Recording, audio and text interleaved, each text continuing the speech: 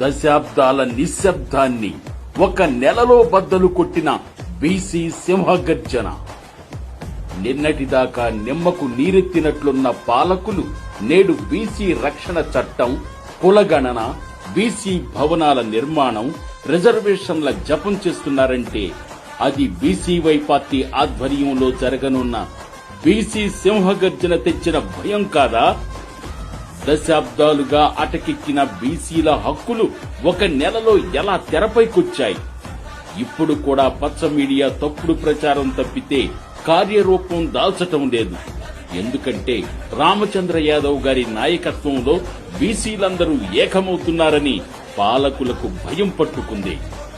కేవలం ఒక మీటింగు పెడతామని ప్రకటిస్తేనే ప్రభుత్వ కోటలు కదిలి మన డిమాండ్లను వారే అమలు చేస్తామంటూ పచ్చ మీడియాలో తప్పుడు ప్రచారం చేస్తున్నారంటే బీసీలందరూ ఏకమై రామచంద్ర యాదవ్ గారి వెనుక నడిస్తే రాజ్యాధికారం బీసీల పాదాక్రాంతం అవ్వడం ఖాయం.